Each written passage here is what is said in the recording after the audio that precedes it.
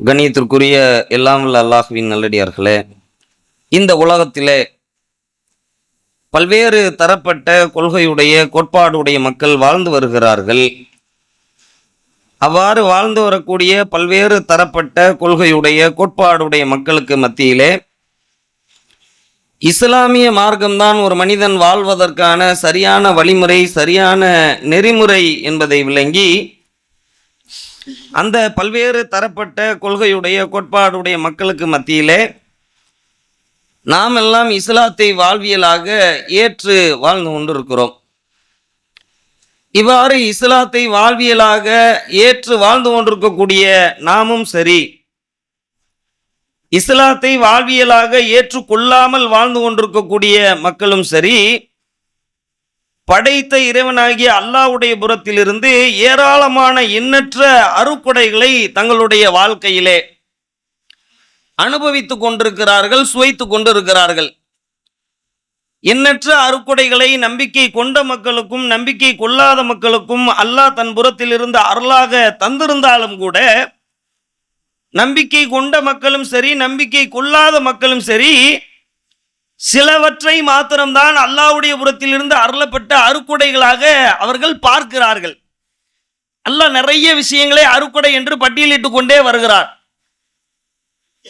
ஃபபி ஐய ஆலாயி ரப்பிக்குமா துகதிபான், மனித ஜின் கூட்டத்தார்களே, அல்லாஹ்வுடைய அருட்கொடைகளிலே நீங்கள் எதனை பொய் என்று சொல்ல போகிறீர்கள் அப்படின்னு திருமறை குர்ஆனிலே சூரத்து ரஹ்மான் முழுக்க அல்லாஹ் ரப்பல் ஆலமீன் ஒவ்வொரு அருட்கொடைகளாக அல்லாஹ் ரப்பல் ஆலமீன் பேசிவிட்டு, இதிலே எந்த அருட்கொடையை நீங்கள் பொய் என்று கருத போகிறீர்கள் அப்படின்னு என்ன செய்யறார்? ஒவ்வொரு வசனத்தினுடைய பின்னாடி, ஒவ்வொரு வசனத்தினுடைய தொடர்ச்சியிலே இதை அல்லாஹ் ரப்பல் ஆலமீன் கேட்டுக்கொண்டே வருகிறார்.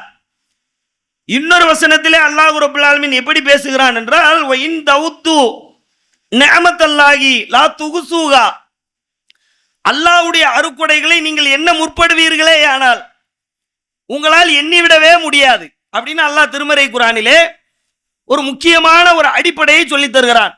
ஆனா உங்களால் அல்லாஹ்வுடைய அருட்கொடை எண்ண முடியாதா? என்ன முடியும்? எப்ப உங்க மைண்ட்ல இருந்து என்னன்னா எண்ணிடுவீங்க. ஏன்னா உங்களுக்கு கார் ஒரு அருட்கொடை, பங்களா ஒரு அருட்கொடை, செல்வம் ஒரு அருட்கொடை, நமக்கு தரப்பட்டிருக்கக்கூடிய பிள்ளை பாக்கியம் என்பது ஒரு அருட்கொடை, அதிகாரம் என்பது ஒரு அருட்கொடை, பதவி என்பது ஒரு அருட்கொடை, புகழ் என்பது ஒரு அருட்கொடை. இப்படி மனிதர்கள் எதையெல்லாம் அருட்கொடை என்று கருதுகிறார்களோ அதையெல்லாம் மிக லேசாக எளிதாக அளவிட்டு விடுவார்கள். எல்லாரையும் கூப்பிட்டு கேளுங்க, அல்லாஹ் உங்களுக்கு என்னவெல்லாம் அருள் செஞ்சிருக்கிறா, அல்லாஹ்வுடைய அருளை எண்ணி சொல்லுங்க அப்படின்னு கேட்டா, எனக்கு 2 கண் தரப்பட்டிருக்கிறது அப்படின்னு எந்த மனுஷனாவது சொல்லுவானா? நான் பெரிய பணக்காரனா இருக்கிறேன், எனக்கு சிறப்பான வியாபாரம் இருக்குது, எனக்கு நல்ல மனைவி மக்களே, எனக்கு நல்ல பெற்றோரு, இது மாதிரியான வாதங்களை தான் அருட்கொடை பட்டியலுக்குள்ளேயே மனிதர்கள் கொண்டு வருவார்கள். யாராவது கண்ணா அருட்கொடைன்னு சொல்லுவானா? அல்லாஹ் திருமறை குர்ஆன்ல அப்படி கேட்கிறான், அலம் நஜ்வல்லகு ஐனைன் வ லிசான வ ஷஃபத்தைன் வ ஹதைனாகு நஜ்தைன், நாம் அவர்களுக்கு 2 கண்களை தரவில்லையா, 2 உதடையும் ஒரு நாக்கையும் தரவில்லையா, நன்மை எது தீமை எது என்று பிரித்து பார்க்கின்ற 6வது அறிவை தரவில்லையா அப்படிலாம் கேட்கிறான்ல. இதை நம்ம என்னைக்காவது அருட்கொடை நினைச்சிருக்கிறவா? அருட்கொடை நினைச்சது இல்லை. அப்ப உடலை விட்டுருங்க, இதையும் அருட்கொடை நினைக்கல. இதை தாண்டி தினம் தினம் உங்களுக்கு தரப்படுகிறதே உணவு, அந்த உணவை நீங்கள் என்றாவது அருட்கொடை என்று கருதி இருக்கிறீர்களா? நீங்கள் தினம் தினம் அணிந்து கொண்டிருக்கிறீர்களே ஒரு ஆடை, இந்த ஆடையை என்றாவது அருட்கொடை என்று நீங்கள் கருதி இருக்கிறீர்களா? அல்லாஹ்வுடைய தூதர் அதைத்தான் நமக்கு அழகாக பதிய வைக்கிறார்கள். உனக்கு தரப்பட்டிருக்கக்கூடிய ஒண்ணு அருட்கொடை, ஆனா நீ எதைத்தான் அருட்கொடைன்னு பார்க்கிற? உனக்கு செல்வம் வழங்கப்பட்டிருந்தால் அதை மாத்திரம் அருட்கொடை என்று பார்க்கிறாய். நீ மிகப்பெரிய உயரத்திலே மக்கள் போற்றுகின்ற அதிகாரத்திலே அந்தஸ்திலே இருப்பாயானால் அதை நீ அருட்கொடை என்று பார்க்கிறாய். அதை தாண்டி இந்த உலகத்துல உனக்கு வேற எதுவுமே அருட்கொடை இல்லையா? அதனாலதான் அல்லாஹ்வுடைய தூதர் சொல்லுகிறார்கள், ஆதமுடைய மகன் என்னுடையது என்னுடையது என்கிறான். எதை சொல்றான் என்னுடையதுன்னு?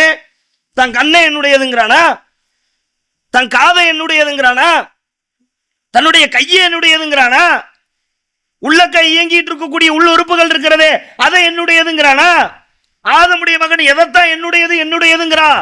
இது ஏன் காரு, ஏன் வாகனம், ஏன் பொருளாதாரம், ஏன் செல்வம் அப்படித்தானே சொல்றான். அல்லாஹ்வுடைய தூதர் சொல்லுகிறார்கள், ஆதமுடைய மகன் என்னுடையது என்னுடையது என்கிறான். எது அவனுடையது அப்படிங்கிறாங்க ரசூலுல்லாஹ். அல்லாஹ்வுடைய தூதர் கேட்கிறார்கள், ஆதமுடைய மகன் என்னுடையது என்னுடையது என்கிறான், எது அவனுடையது? எது தெரியுமா அவனுடையது? அவன் உண்டு கழித்ததும் உடுத்தி கிழித்ததும் கொடுத்து மகிழ்ந்ததும் தவிர வேறு எதுவுமே அவனுடையது இல்லை அப்படிங்கிறாங்க அல்லாஹ்வுடைய தூதர். உங்களுக்கு விளங்குதா என்ன சொல்ல வர்றாங்கன்னு? ஏராளமான அருக்குடைகள் உங்களுக்கு மத்தியில் சொல்லப்பட்டிருக்கல. இந்த உலகத்துல எதுவுமே உன்னுடையதில்லை, எதுவுமே நிரந்தரம் இல்லை. உன்னுடைய தாய் தகப்பன் உனக்கு நிரந்தரமா? உன்னுடைய மனைவி உனக்கு நிரந்தரமா? உன்னுடைய அண்ணன் தம்பி உனக்கு நிரந்தரமா? உனக்கு பிறந்திருக்கின்ற பிள்ளைகள் நிரந்தரமா? உனக்கு தரப்பட்டிருக்கிறதே ஒரு உயிர், அதுவாக நிரந்தரமா? எதுவுமே நிரந்தரம் இல்லை. நீ வாழ்ற காலத்துல உனக்கு உடையது உன்னுடையது அப்படின்னு சொல்லுவதாக இருந்தால் எதை சொல்லலாம்னா, நீ உண்டு கலிக்கு உண்ண போறையில அது இல்லை. எவ்வளவு அற்புதமான வாதம் விளங்குதா உங்களுக்கு? நாளைக்கு உண்ண போறையில அது இல்லை. அடுத்த வருஷம் பெருநாக்கு உடுத்த போறையில அது இல்லை. நீ ஏற்கனவே உண்டு கழிச்சியில அதுதான் உன்னுடையது. என்ன நாளைக்குங்கிறது உன்கிட்ட கிடையாது, அடுத்த நிமிஷம் கிடையாது. இந்த வெள்ளி அடுத்த வெள்ளிக்கு நான் இருப்பேனாங்கிறதுக்கு கேரண்டி இல்லைல. அல்லாஹ்வுடைய தூதர் சொல்லுகிறார்கள், உண்டு கழித்ததும் உடுத்தி கிழித்ததும் தவிர ஆதமுடைய மகனுக்கு எதுவுமே அவனுடையது இல்லை அப்படின்னு சொன்னாங்கல்ல. இந்த உணவையும் இந்த ஆடையையும் நம்ம என்னைக்காவது அருக்குடை நினைச்சு அல்லாஹ்வுக்கு நன்றி செலுத்தி இருக்கிறோமா? நம்முடைய உலக வாழ்க்கையில பெரிய பெரிய விஷயங்களை மாத்திரம் அருக்குடைன்னு கவனிச்சுக்கிட்டே வர்றோம்ல. இந்த உணவுக்காக நாம் அல்லாஹ்வுடைய புறத்திலிருந்து அருளப்பட்ட இந்த உணவு மற்றும் ஆடைக்காக நம்ம நன்றி செலுத்தக்கூடிய மக்களா இருந்திருக்கிறோமா பார்த்தீங்கன்னா அப்படி ஒரு வாழ்க்கை இல்லை. ஏன்? நமக்கு அது எளிமையாக கிடைத்திருக்கிறது. உணவுக்கு நமக்கு கஷ்டம் இல்லை, உணவுக்கு நமக்கு பஞ்சம் இல்லை, ஆடைக்கும் நமக்கு பஞ்சம் இல்லை. எது நமக்கு எளிதாக கிடைத்திருக்கிறதோ அது நமக்கு அருக்குடையாக தெரியவில்லை. காரு கொஞ்சம் தூரமா இருக்கிற மாதிரி இருக்கு, அதனால அதை அருக்குடை என்று பார்க்கிறோம். எது கிடைத்து விட்டதோ அதை மனிதன் அருக்குடை என்று பார்ப்பதே இல்லை. எது கிடைக்காமல் இருக்கிறதோ அதைத்தான் அவன் அருக்குடை என்று சொல்லிக் கொண்டிருக்கிறான். ஆனா உங்களுக்கு கிடைச்சிருக்குங்கிறத நீங்க எப்படி பார்க்கணும்னா, யாருக்கு கிடைக்காமல் இருந்ததோ அந்த மக்களோட நீங்க ஒப்பிட்டு பார்த்தீங்கன்னா உங்களுக்கு அல்லாஹ் எவ்வளவு பெரிய அருளை வழங்கி இருக்கிறான் என்பதை நீங்கள் விளங்கி கொள்ள முடியும். அப்ப இந்த ரெண்டு அருக்குடையா கருதணும். இந்த ரெண்டு தான் வாழ்க்கையே. பொதுவாகவே பொருளாதாரவியல்ல கூட ஒரு தத்துவம் சொல்லுவான், பார்த்திருக்கிறீங்களா? ஆடம் ஸ்மித் மாதிரி பொருளாதார அறிஞர்கள் எல்லாம் இந்த பொருளாதார தத்துவத்தை சொல்லுகின்ற பொழுது மூணத்தை கான்செப்டாவே வைப்பா. உணவு, உடை, இருப்பிடம். இதானே ஒரு மனிதனுக்கு தேவையான அத்தியாவசிய வாழ்க்கையிலே, அடிப்படை வாழ்க்கையிலே பொருளாதார வல்லுநர்கள் எல்லாம் மேதைகள் எல்லாம் சொன்ன கருத்தியல் என்னது? உணவு, உடை, இருப்பிடம், மூணு தானே. இதைத்தான் அல்லாஹ்வுடைய தூதர் சொல்லி தருகிறார்கள். இந்த ரெண்டு தான் உனக்குரியது, இதை தாண்டி எதுவும் உனக்குரியது இல்லை. நீங்க சகாபாக்களுடைய வாழ்க்கை, உங்க வாழ்க்கையும் பாருங்க, சகாபாக்களுடைய வாழ்க்கையும் பாருங்க, நபி பெருமானார் ஸல்லல்லாஹு அலைஹி வஸல்லம் அவர்களுடைய வாழ்க்கையும் பாருங்க. நம்ம ஒருவேளை உணவு இல்லாம ஒரு நாளை கழிச்சிருக்கிறோமா? நீங்க பிறந்த நாள்ல இருந்து எடுத்துக்கிடுங்க. ஒவ்வொரு மனிதருக்கும் ஒவ்வொரு வயது இருக்கிறது, ஒவ்வொரு வயதை நீங்கள் அடைந்திருக்கிறீர்கள். நீங்கள் அடைந்திருக்கின்ற இந்த வயதுல நான் ஒரு 10 நாட்கள் தொடர்ச்சியாக சாப்பிடாம இருந்துட்டேன் அப்படிங்கிற ஒரு வாதத்தை வைக்க முடியுமா உங்களால்? அப்படி ஒரு சூழ்நிலையை உங்களுடைய வாழ்க்கையில நீங்கள் ஒரே ஒரு தருணத்தில் அனுபவித்திருக்கிறீர்களா? பள்ளிக்கூட ஃபீஸ் கட்ட முடியாம போயிருக்கலாம், உங்களுக்கு பெரிய பொருளாதாரம் கை நிறைய பணம் இல்லாமல் இருந்திருக்கலாம், வேறு வேறு விதமான அல்லாஹ்வுடைய அருக்குடைகளை அனுபவிக்காமல் இருந்திருக்கலாம். ஆனால் 3 பிறைகளை பார்த்தும் 90 நாட்கள் 60 நாட்கள் உங்களுடைய வீட்டில் அடுப்பு எரியல அப்படிங்கிற ஒரு நிலையை நீங்கள் உங்களுடைய வாழ்க்கையில சுவைச்சிருக்கிறீங்களா? அப்படி ஒரு சூழ்நிலை வரலையே. அப்படி வந்தா உங்களுடைய நிலை என்ன ஆகும்? அல்லாஹ்வுடைய தூதர் அவர்களுடைய வாழ்க்கையை அல்லாஹ் அப்படித்தானே வச்சிருந்தா. நீங்க எப்படி பார்க்கணும்னா, நபி பெருமானார் ஸல்லல்லாஹு அலைஹி வஸல்லம் அவர்கள் அனைத்து நேரத்திலுமே அல்லாஹ்வோடு தொடர்பிலேயே இருக்கின்ற ஒரு மனிதர், தூதர். அப்படித்தானே? நேரடி தொடர்புல தானே அல்லாஹ்வுடைய தூதர் இருந்தாங்க. அவங்களுடைய ஏழ்மை பெரிய வாழ்க்கை வாழ்ந்தாங்க. அவர்கள் தூதுத்துவத்திற்கு முன்னதாகவும் பெரிய வாழ்க்கை வாழ்ந்தார்கள், தூதுத்துவத்திற்கு பின்னதாக மக்காவிலும் பெரிய வாழ்க்கை வாழ்ந்தார்கள், ராஜ்ய வாழ்க்கை வாழ்ந்தார்கள். ஆனா மதீனாவினுடைய வாழ்க்கை, ஆயிஷா அம்மையார் அவர்கள் அறிவிக்கின்ற அந்த செய்திகளை எல்லாம் நீங்கள் பார்க்கின்ற பொழுது உங்களால் கற்பனை செய்து பார்க்கவே முடியாத அளவிற்கு ஆழமான வியப்பிற்குரிய செய்திகள் அதில் அடங்கி இருக்கிறது.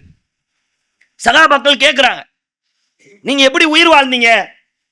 அப்ப ஆயிஷா அம்மையார் அவர்கள் அறிவிக்கிறார்கள், 2 கருப்பு பொருட்களை கொண்டு நாங்கள் உயிர் வாழ்ந்தோம். எங்களுடைய வீட்டிலே 3 முதல் பிறை பார்ப்போம், எங்களுடைய வீட்டிலே அடுப்பு எரிந்திருக்காது. நாங்கள் 2வது பிறை பார்ப்போம், எங்களுடைய வீட்டிலே அடுப்பு எரிந்திருக்காது. நாங்கள் 3வது பிறை பார்ப்போம், எங்களுடைய வீட்டிலே அடுப்பு எரிந்திருக்காது. இப்ப சகாபாக்கள் கேட்கிறாங்க, எப்படி உயிர் வாழ்ந்தீங்க? 2 கருப்பு பொருட்கள் தான், ஒரு பேரித்தங்கனி, ஒரே ஒரு பேரித்தங்கனி, கொஞ்சம் தண்ணி, இதுதான் எங்களுடைய வாழ்வியல், இதை கொண்டுதான் எங்களுடைய வாழ்க்கை அமைந்திருந்தது அப்படின்னு அல்லாஹ்வுடைய தூதர் தன் வாழ்வியலை சொல்லுகிறார்களே, ஆயிஷா அம்மையார் அவர்கள் இதை பதிய வைக்கிறார்களே, அப்படி ஒரு வாழ்க்கையை நீங்க அனுபவிச்சிருக்கிறீர்களா? உங்களுடைய வாழ்நாளில் ஒரு 10 நாளை நீங்கள் சுவைத்திருக்கிறீர்களா? அப்படி இல்லை தானே. அல்லாஹ் தினம் தினம் உணவுகளை அறுக்குடைகளாக அள்ளி வழங்கி கொண்டே இருக்கிறார். அப்ப நம்ம என்ன செய்யறோம்னா, இந்த உணவுக்கான நன்றியை நம்ம தெரியப்படுத்தல. இந்த வாகனம் எல்லாம் வாங்கினோன்னு ஒரு துவா சொல்லணும் அப்படின்னு ஏதாச்சும் இருக்குதா? அப்படியே தான் அல்லாஹ்வுடைய பொதுவில் அல்ஹம்துலில்லாஹ், அவ்வளோதானே. பொதுவில் என்ன சொல்லப்பட்டிருக்குன்னா, உங்களுக்கு ஒரு வீடு கட்டிட்டீங்க, என்ன செய்வீங்க? அதிகபட்சமா 2 ரக்காத் தொழுவீங்களா? அதிகபட்சமா இறைவனுக்கு நன்றி செலுத்துவதாக இருந்தால் 2 ரக்காத் தொழுவீங்களா? அவ்வளவுதான். இல்லைன்னா எப்படி சொல்லுவீங்க நன்றி? அல்ஹம்துலில்லாஹ், அவ்வளவுதானே. ஆனா அல்லாஹ்வுடைய தூதர் இந்த உணவருந்தியதற்கு பின்பே ஒரு முக்கியமான பிரார்த்தனையை சொல்லி தருகிறார்களே, அதனுடைய ஆழத்தை என்றாவது கவனித்திருக்கிறீர்களா? அந்த உணவு ஒரு மிகப்பெரிய மகத்தான அருக்குடை என்பது அல்லாஹ்வுடைய தூதரால் பதிய வைக்கப்படுகிறது. அல்லாஹ்வுடைய தூதர் சொல்லி தருகிறார்கள், உணவருந்தியதற்கு பிறகு அல்ஹம்துலில்லாஹி ஹம்தன் கசீரன் தையிபன் முபாரக்கன் ஃபீஹி கைர மக்ஃபியின் வலா முவத்தையின் வலா முஸ்தகனன் அன்குரப்பனா அப்படின்னு ஒரு துவா இருக்குல்ல. 2 விதமா கேட்கலாம். நீங்க அல்ஹம்துலில்லாஹ்னு மட்டும் கூட சொல்லிட்டு போயிடலாம். அல்லாஹ்வுடைய தூதர் எத்தனையோ விஷயத்துக்கு நன்றி வரையறைகளை நமக்கு சொல்லி தந்திருந்தார்கள். ஆனால் இந்த உணவை சாப்பிட்டதற்கு பிறகு, இந்த தண்ணீரை பருகியதற்கு பிறகு நன்றி சொல்லுகின்ற அந்த வாசகத்தை சொல்லித் தருகிறார்களே, அதனுடைய ஆழமும் அதனுடைய நீளமும் கவனிக்கப்பட்டதா? நம்பிக்கை கொள்ளாதவனுக்கு அது தெரியாது, நம்பிக்கை கொண்டவனுக்கு அது தெரியுதா? மூமினாக முஸ்லிமாக வேத தொடர்போடு அல்லாஹ்வுடைய தூதரை உயிருக்கு மேலாக மதித்து வழிகாட்டியாக எடுத்துக் கொண்டிருக்கக்கூடிய நமக்கு இந்த உணவை சாப்பிட்டதற்கு பிறகு அந்த ஆழம் தெரியுதா? அந்த பிரார்த்தனை அல்லாஹ்வுடைய தூதர் எப்படி சொல்லி தர்றாங்கன்னா, வளமான தூய்மையான பரிசுத்தமான புகழ் அனைத்தும் அல்லாஹ்வுக்கே. சரியா? அல்லாஹ்வுடைய அருக்கொடைகள் மறுக்கப்படக்கூடியதும் அல்ல, மறக்கப்படக்கூடியதும் அல்ல அப்படின்னு அந்த துவாவினுடைய அர்த்தம். அல்லாஹ்வுடைய அருக்கொடை இருக்குதுல, அது மறுக்கப்படக்கூடியதும் கிடையாது, அது மறக்கப்படக்கூடியதும் கிடையாது. நம்ம மறுக்கல, சாப்பிடுறோம், மறந்துட்டோமா இல்லையா? நன்றி சொன்னீங்களா? தினம் தினம் உங்களுக்கு தரப்படக்கூடிய உணவுகளுக்காக நீங்கள் நன்றி சொல்லி இருக்கிறீர்களா? நபி பெருமானாருடைய வாழ்வியலிலே ஒரு 2 சம்பவத்தை நீங்க பாருங்க. அல்லாஹ்வுடைய தூதர் அவர்கள் எல்லாம் கேள்விப்பட்ட செய்திகள் தான், புதுசுலாம் இல்லை. நன்றி செலுத்த வேண்டும் என்பதற்காகவே இந்த உரை தீர்மானிக்கப்பட்டிருக்கிறது. சரிங்களா? எல்லாம் கேள்விப்பட்ட செய்திகள் தான். அல்லாஹ்வுடைய தூதர் அவர்கள் ஒரு நாள் நடுநிசியில இரவுல அப்படி உலாத்திக்கிட்டு இருக்கிறாங்க. நீங்க நடுநிசியில உலாத்துறீங்கன்னு வைங்களேன், என்ன காரணமா இருக்கும்? இங்க வரைக்கும் சாப்பிட்டு இருந்தா தான் வீட்டை விட்டு நீங்க என்ன செய்வீங்க? நடிச்சாம 12 மணிக்கு உங்க தோல்ல துண்டையெல்லாம் போட்டுட்டு இங்கிட்ட அங்கிட்டுமா குறுக்கையும் நடுக்கையும் நடப்பீங்க, அப்படிதானே? அந்த சூழ்நிலையில் மாத்திரம்தான் இரவில் 12 மணிக்கு பிறகு நடுநிசியில வீட்டை விட்டு வெளியே வந்து யாராவது பார்த்தா கூட உங்களுக்கு பதில் என்னவா இருக்கும்? பசிக்குது பாய், சாப்பாடு இல்லை பாய், தூக்கமே வரல பாய், அப்படியா சொல்லுவீங்க? நிறைய சாப்பிட்டேன் பாய், பிரியாணி விருந்து செமிக்கல, அதான் நடந்துட்டு இருக்கிறேன், அப்படிதானே சொல்லுவோம். உங்களுடைய நடைகள் எல்லாம் எப்படிப்பட்டது? இரவிலே நடுநிசியில நீங்க நடக்கின்ற நடைகள் எல்லாம் நீங்கள் உண்டு செரிமானம் ஆவதற்காக நடக்கின்ற நடை. அல்லாஹ்வுடைய தூதர் நடந்து கொண்டிருக்கிறார்கள். அப்படி நடந்தா ஒரு கட்டத்தில் அபூபக்கர் வர்றாரு, ஒரு கட்டத்தில் உமர் ரலியல்லாஹு அன்ஹு அவர்கள் வருகிறார்கள். மூவருமே சந்தித்துக் கொள்கிறார்கள். நீங்க அதை உங்களுடைய கற்பனையில கொண்டு வாங்க, உங்க கண்ணு முன்னாடி காட்சிப்படுத்தி பாருங்க. 3 பேருமே சந்தித்துக் கொள்கிறார்கள். மூவருமே ஒருவரை ஒருவர் விசாரித்துக் கொள்கிறார்கள். அப்ப அபூபக்கர் ரலியல்லாஹு அன்ஹு அவர்கள் சொல்லுகிறார்கள், அல்லாஹ்வுடைய தூதரே, மிகவும் பசி, ரொம்ப பசி, என்னால் அந்த பசி தாங்கவே முடியல, தூக்கமே எனக்கு வரல, அதனால நான் அப்படி நடந்துகிட்டு இருக்கிறேன். அதே மாதிரி உமர் ரலியல்லாஹு அன்ஹு அவர்களும் சொல்லுகிறார்கள். அப்ப அல்லாஹ்வுடைய தூதர் சொல்லுகிறார்கள், தன்னுடைய சட்டை மேலாடை, சட்டை இல்ல, தன்னுடைய மேலாடையை அகற்றி காட்டி அல்லாஹ்வுடைய தூதர் சொல்லுகிறார்கள், அல்லாஹ்வின் மீது சத்தியமாக நானும் பசியால் எனக்கு இன்று உணவு இல்லாத காரணத்தினால் கூழாங்கற்களை அப்படி கெட்டி இருக்கிறாங்க. கூழாங்கற்களை நடுச்சாமத்தில் கெட்டி அது அது அது கட்டுப்படுத்தும் போல அந்த பசி உணர்வை கட்டுப்படுத்துமா? அதனுடைய விஞ்ஞானம், அதனுடைய அறிவியலே என்னங்கிறது தெரியல. உனக்கும் ஒவ்வொரு காலத்துல ஒரு முறைகள் இருந்திருக்கும்ல. அல்லாஹ்வுடைய தூதர் அவர்கள் கூழாங்கற்களை கட்டி கொண்டு தன் தோழர்களிடத்தை பதில் சொல்லுகிறார்கள், அல்லாஹ்வின் மீது சத்தியமாக நீங்கள் என்ன காரணத்திற்காக வெளியே உலாவிக் கொண்டிருக்கிறீர்களோ அதே காரணத்துக்காக நானும் வெளியே என்ன செய்து கொண்டிருக்கிறேன், உலாவிக் கொண்டிருக்கிறேன்னு சொன்னாங்களே. சொன்ன பிறகு அடுத்த அந்த ஹதீஸினுடைய நீளத்தில் எப்படி வருதுன்னா, ஒரு சகாபி வந்தாரு, கூட்டு போனாரு, சாப்பாடு கொடுத்தாரு, அப்படியெல்லாம் வருதுல.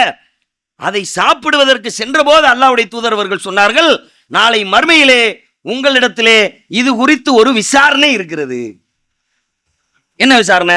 சாப்பிட்டீல, நீ சாப்பிடாம இருந்தீல, திடீர்னு அல்லாஹ் உனக்கு சாப்பாடு தந்தான்ல, அந்த சாப்பாட்டை நீ மறந்து விட்டாயா, நினைவு வைத்திருந்தாயா? அதானே அல்லாஹ்வுடைய அருட்கொடை. நீ காசுன்னா நீ அதை பெருசா பாக்குறீல, ஒருவேளை சோறுனா தெருக்கல்ல பாருங்க, பூமியில பயணம் செய்து பாருங்கள்ங்கிறது இடிஞ்சு போன கட்டடத்தை மட்டும்தானா? ஆது சமுதாய அழிவை, லூத்து சமுதாய அழிவைத்தானா? ரோட்டு ஓரத்தில் பாருங்க, சாப்பாட்டுக்கு வழி இல்லாம, ஆடைக்கு வழி இல்லாம, கிழிஞ்ச ஆடைகளோடு குளிப்பதற்கு சூழல் இல்லாமல், ஒருவேளை உணவு கிடைத்து விடாதா என்று யாசித்துக் கொண்டிருக்கக்கூடிய எத்தனை மக்கள் ரோட்ல இருக்கிறாங்க. நம்முடைய நிலம் இன்னைக்கு அப்படி இருக்குதா? அப்ப இது குறித்து நாளை மறுமையில ஒவ்வொரு கவலை உணவுக்கும் நாளை மறுமையில விசாரணை இருக்குன்னு அல்லாஹ்வுடைய தூதர்வர்கள் சொன்னார்களே, அதற்கு நம்ம நன்றி சொன்னவங்களா இருந்தோமா? 16வது அத்தியாயத்தினுடைய 112வது வசனத்திலே அல்லாஹ் ஒரு அற்புதமான விஷயத்தை சொல்லித் தருகிறான். இது என்னைக்குமே நீங்க மறந்துடவே கூடாது. மறந்தீங்கன்னா என்னைக்குனாலும் உங்கள்ட்ட இருந்து இருக்கிறத தூக்கும் அல்லாஹ். இந்த வசனத்தை நீங்கள் மறந்து விடுவீர்களே ஆனால், இந்த செய்தியை நீங்கள் புறக்கணித்து விடுவீர்களே ஆனால், என்னைக்குனாலும் உங்க கையில் இருக்கக்கூடிய அல்லாஹ் தந்த எந்த அருக்குடையாக இருந்தாலும் ஒரு நாள் உங்கள்ட்ட இருந்து அப்படி கையில் எடுத்துருவோம் அல்லாஹ். அது என்ன அந்த வசனம் சொல்லுகிறது என்றால், 16வது அத்தியாயத்தினுடைய 112வது வசனம். வாய்ப்பு இருந்தா படிச்சு பாருங்க. அல்லாஹ் ஒரு ஊரை உதாரணமாக சொல்லுகிறான். அல்லாஹ் குர்ஆன்ல பேசிட்டே வரும்போது சொல்றான், அல்லாஹ் ஒரு ஊரை உதாரணமாக சொல்லுகிறான். அந்த ஊர் நிம்மதியாக வாழ்ந்து கொண்டிருந்தது. அந்த ஊர் மிக செழிப்பாக வாழ்ந்து கொண்டிருந்தது. அந்த ஊருக்கு உலகத்தினுடைய பல பகுதிகளில் இருந்தும் அனைத்தும் வந்து சேர்ந்தன. விளங்குதா? எந்த ஊரை சொல்றான்னு விளங்குதா உங்களுக்கு? மக்காவை தான் சொல்றா. அது மக்கா தானாங்கிறதுக்கு தெளிவான ஆத்தென்டிக் இல்லை. ஆனா நம்ம பார்க்கிற வகையில மக்காவுக்கு தான் உலகத்தினுடைய அனைத்து பகுதிகளிலிருந்து பொருட்கள் வந்து இறங்குகின்றன. அப்படிதானே? ஒரு ஊரை அல்லாஹ் சொல்லுதா நிம்மதியா இருந்துச்சு, சந்தோஷமா இருந்துச்சு, செழிப்பா இருந்துச்சு அப்படின்னு சொல்லிட்டு அல்லாஹ் சொன்னா, பல பகுதிகளில் இருந்து அந்த ஊருக்கு எல்லாம் வந்து சேர்ந்தன அப்படின்னு சொல்லிட்டு அல்லாஹ் சொல்றான், அந்த ஊர் அல்லாஹ்வினுடைய அருட்கொடைகளுக்கு நன்றி மறந்தது. அந்த ஊர் அப்படி எல்லாத்தையும் கொடுத்தா, அங்க ஆப்பிள விதைச்சா விளையாது. இப்ராஹிம் நபி அதைத்தான் சொன்னார்கள், விவசாயத்திற்கு அருகதையற்ற பள்ளத்தாக்கிலே இறைவா உன்னுடைய கட்டளைக்கிணங்க, உன்னுடைய ஆணைக்கிணங்க என்னுடைய மனைவியையும் என்னுடைய பிள்ளையும் நான் இந்த ஆள் இல்லாத வனாந்தர பாலைவனத்திலே விட்டு செல்கிறேன் அப்படின்னு சொன்னார்ல. அந்த பூமியிலே அவர் செய்த பிரார்த்தனை தான் உலகத்தினுடைய அனைத்து பகுதிகளில் இருந்தும் அந்த பூமிக்கு கனி வர்க்கங்கள் வந்து சேர்ந்தன, அனைத்தும் வந்து சேர்ந்தன. ஆனால் அந்த ஊர் எப்படி இருந்தது? காலம் கடந்ததற்கு பிறகு, செல்வம் குவிந்ததற்கு பிறகு, எல்லாவற்றையும் அனுபவித்ததற்கு பிறகு, எல்லாவற்றையும் சுவைத்ததற்கு பிறகு அந்த ஊர் அல்லாஹ்வுக்கு நன்றி மறந்தது அப்படின்னு சொல்லிட்டு அல்லாஹ் அடுத்து என்ன நடந்துச்சுன்னு சொல்றான். அப்படி வச்சிருந்தோம் ஒரு ஊரை, எனவே நன்றி மறந்துட்டாங்கல்ல, எனவே அந்த ஊருக்கு பசியையும் பயத்தையும் கொடுத்தோம் அப்படின்னு சொல்ல மாட்டேங்கிறான். அப்படி சொல்லலாம்ல? அல்லாஹ் என்ன கவிதையா எழுதிக்கிட்டு இருக்கிறா? அல்லாஹ்வுடைய பேச்சுல லயம் இருக்குல்ல. திருமறை குர்ஆனை படிச்சா அதுல ஒரு லயம் இருக்குல்ல, அது லயத்துக்கு பேசல அல்லாஹ், அதோட நேச்சுராலிட்டியே அப்படிதான். அல்லாஹ் என்ன வார்த்தை டீப்பா சிந்திக்கணும். அல்லாஹ் என்ன வார்த்தையை பயன்படுத்துறான்னா, பசியையும் பயத்தையும் கொடுத்தோம் இல்ல, பசியையும் பயத்தையும் ஆடையாக அணிவித்தோம் அப்படிங்கிற அல்லாஹ். விளங்குதா வார்த்தை உங்களுக்கு? ஏன் ஆடைன்னா, எனி டைம் உன் கூடையே இருக்கிறது என்னது? நீங்க சிந்திச்சு பாருங்க. இந்த உலகத்துல எல்லா நேரமும் உங்களோடு இணைந்திருப்பது, ஒட்டி கொண்டிருப்பது எதுவென்றால் ஆடைதான். நீங்க தாம்பத்தியம் கொள்ளும் போது ஆடை இருக்கும், நீங்க குளிக்கும் போது ஆடை இருக்கும், நீங்க பள்ளிக்கு வந்தா ஆடை இருக்கும், பள்ளி கூடத்துக்கு போனா ஆடை இருக்கும், வீட்டுல தூங்குனா ஆடை இருக்கும், நீங்க எங்க போனாலும் ஆடை இருக்கும்ல. 24 hour உங்களோடு இணைந்திருப்பது ஆடை. அப்படின்னா என்ன அர்த்தம் விளங்குதா உங்களுக்கு? பசியையும் பயத்தையும் கொடுத்தோம்னா அப்பப்ப கொடுத்தோன்னு ஆயிரும். நீ அப்படி புரியக்கூடாது. எப்படி புரியணும்? பசியையும் பயத்தையும் ஆடையாக அணிவித்தோம்னா எந்நேரமும் பசி, எந்நேரமும் பயம். எப்படி வாழ்ந்து எப்படி சூழ்நிலை ஆயிருக்கும் உங்களுக்கு யோசிச்சு பாருங்க. இப்படி என்னைக்காவது நமக்கு தரப்பட்ட அந்த உணவை சிந்திச்சிருக்கிறோமா? அருக்குடைன்னு கருதி இருக்கிறோமா? அப்ப அல்லாஹ் என்ன சொல்றான்னா, உனக்கு தரப்படக்கூடிய சிறுசோ பெருசோ அந்த அருக்குடைக்கு நீ நன்றி செலுத்த மறந்து விடுவாய், ஆனால் உன்னிடமிருந்து என்ன செய்யப்பட்டு விடும்? நீ நன்றி மறக்கின்ற பொழுது எடுக்கப்பட்டு விடும். அததான் அல்லாஹ்வுடைய தூதர் சொல்லி தருகிறார்கள். எடுக்கப்பட்டுச்சுன்னா அதுக்கு பிறகு எதையாவது ஓயுதுன்னு சொல்லுவியா? எதையாவது சொல்ல முடியுமா உன்னால? உன்கிட்ட இருக்கக்கூடிய காரை ஓயுதுன்னு சொல்லிடுவியா? வாட்ச சொல்லிடுவியா? நீ வச்சிருக்கிற ஆப்பிள் போனை சொல்லிடுவியா? எதையுமே உன்னுடையது என்று என்ன செய்ய முடியாது, எடுக்கப்பட்டதற்கு பிறகு சொல்லவே முடியாது. அதுக்கடுத்து எதை சொல்லுவ, நேத்து சாப்பிட்ட சாப்பாட்டையும் நேத்து உடுத்தின உடை இருக்குதுல, அந்த ரெண்டை தான் உன்னால் என்ன செய்ய முடியும், ஏன் இதுன்னு சொல்ல முடியும் அப்படின்னு அல்லாஹ்வுடைய தூதர் அவர்கள் சொல்லித் தருகிறார்கள். என்றால் இந்த விஷயத்தில் நான் ரொம்ப கவனமா இருக்கணும். அல்லாஹ் தந்திருக்கக்கூடிய அருக்குடை என்பது இந்த உணவு அருக்குடையை விட பெரிய அருக்குடை எதுவுமே கிடையாது. பசி ரொம்ப முக்கியமானது மனிதனுக்கு. அகல் யுத்தம் வரலாற்றில் எவ்வளவு பெரிய கஷ்டமான யுத்தம். அந்த யுத்தத்துக்காக அகல் தோண்டப்பட்ட அந்த தருணத்தை நீங்கள் பாருங்கள். ரொம்ப பெரிய வரலாறு, நமக்கு நேரம் இல்லை, ரொம்ப பெரிய வரலாறு, படிங்க. வாய்ப்பு இருந்தா அகல் யுத்த வரலாறை படிங்க. படிச்சா சில சகாபாக்கள் கெட்டு போன கொழுப்பை கைகளிலே வைத்துக் கொண்டு, கெட்டு போன கொழுப்புங்க, நீங்க சாப்பிடுவீங்களா? ஒரு முறுக்கு இருக்குதுல, கடையில் விற்கக்கூடிய முறுக்கு எண்ணெய்ச்சிக்கு வாடை அடிச்சிருச்சுன்னு வைங்களேன், எவ்வளவு ரூபாய்க்கு வாங்கினா கீழே போட்டுருவோம், எத்தனை ரூபாய்க்கு வாங்கினா கீழே போட்டுருவீங்க.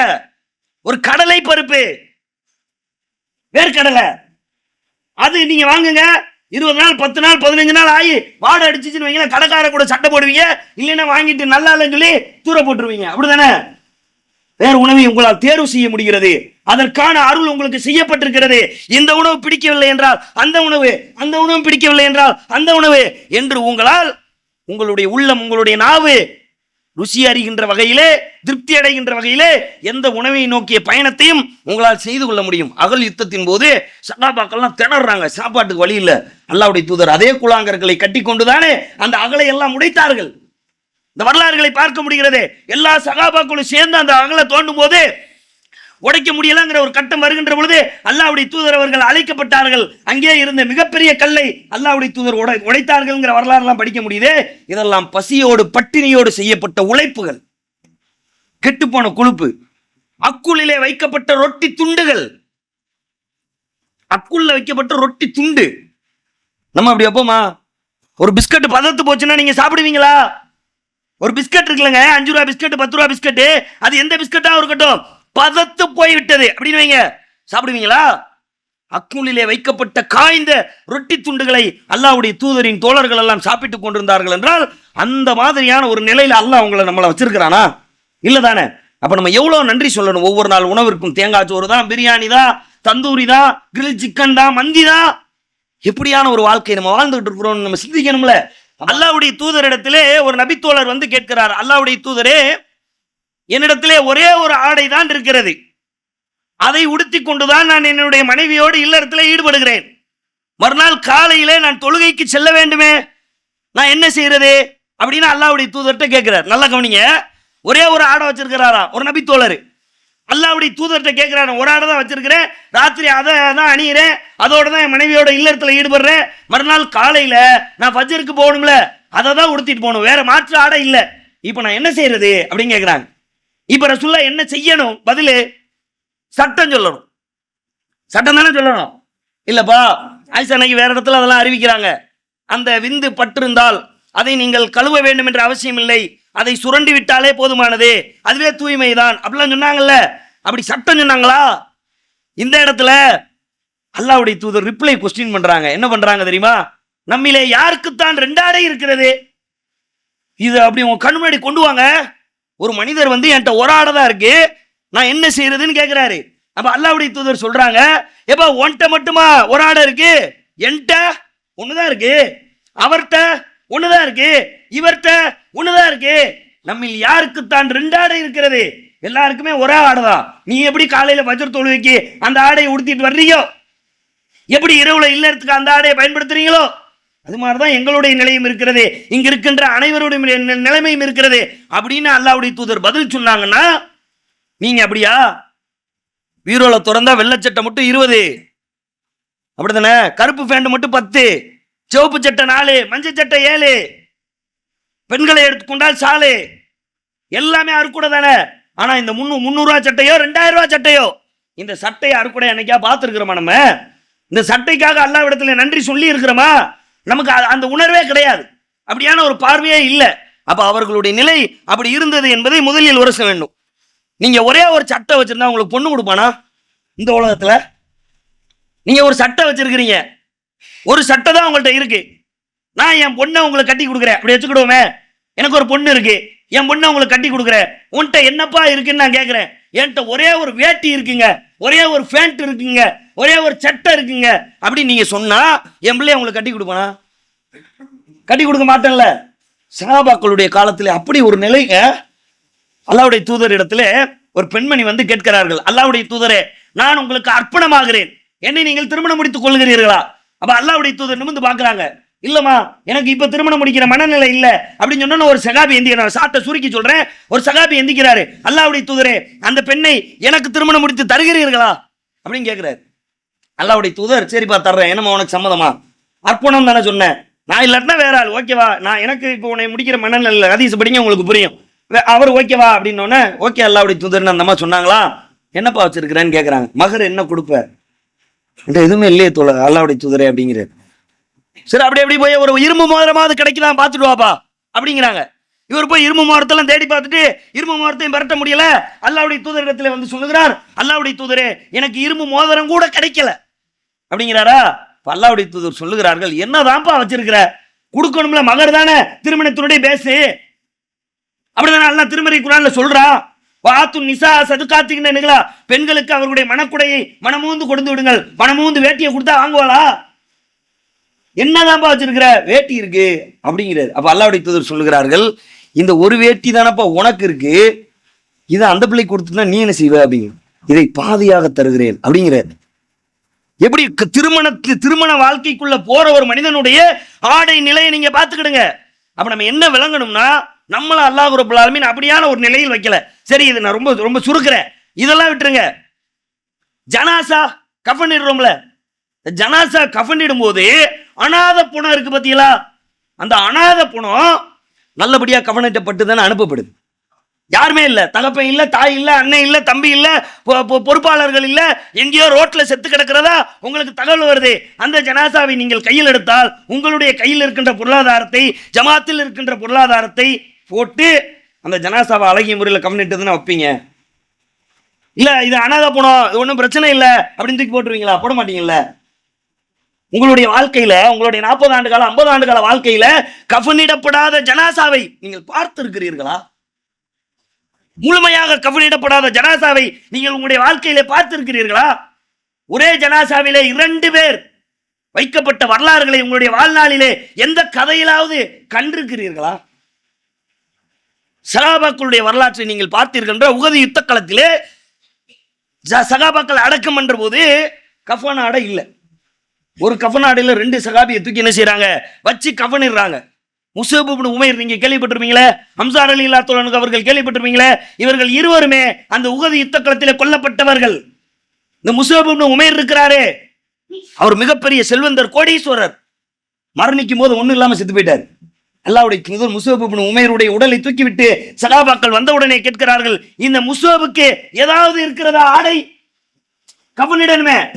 அவர் ஒரே ஒரு போர்வை வைத்திருக்கிறார் அல்லாஹ்வுடைய தூதரே அப்படின்னு பதிலளிக்கப்படுகிறது. அப்படி பதிலளிக்கப்பட்ட உடனே அல்லாஹ்வுடைய தூதர் அந்த போர்வையை எடுத்து வாருங்கள், அவரை நாங்கள் கஃனிடுவோம் என்று கஃனிடுவதற்கு அவரை வைத்த பொழுது சகாபாக்கள் சொல்லுகிறார்கள், தலையை மறைத்தால் கால் தெரிகிறது, காலை மறைத்தால் தலை தெரிகிறது. இப்படி ஒரு ஜனாசா உங்க வாழ்க்கையில நீங்க அனுபவ ரீதியா பார்த்திருப்பீங்களா? அல்லாஹ்வுக்காகவே பொருளாதாரத்தை கொடுத்து, அல்லாஹ்வுக்காகவே உயிரை கொடுத்து, அல்லாஹ்வுக்காகவே அனைத்தையும் கொடுத்து வாழ்ந்த அந்த மக்களுக்கு இறுதி சடங்குக்கான ஆடை இல்லை. நம்ம நிலைமை அல்லாஹ் அப்படித்தான் வச்சிருக்கிறானா? கடைசியில இத்துக்குங்கிற புல்ல தூக்கி வச்சு அந்த ஜனாசாவை நாங்க அடக்கம் பண்ணோம்னு சகாபாக்கள் சொல்லக்கூடிய நிலையில அந்த ஒரு சமுதாயத்தினுடைய வாழ்க்கை இருந்திருக்கிறதே. நமக்கு அப்படியான ஒரு நிலையில் நம்மளை அல்லாஹ் வைக்கலங்கிறதை எல்லாம் கவனத்தில் கொண்டு நமக்கு வழங்கப்பட்டிருக்கக்கூடிய இந்த 2 அருக்குடைகளை நீங்கள் கவனிக்க வேண்டும். அதிகமாக நீங்கள் என்ன செய்ய வேண்டும், அல்லாஹ்வுடைய பாதையிலே நன்றி சொல்லக்கூடிய மக்களாக, அல்லாஹ்வுக்கு நன்றி சொல்லக்கூடிய மக்களாக இருக்க வேண்டும் என்று சொல்லி நான் என்னுடைய உரைக்கு திரையிடுகிறேன்.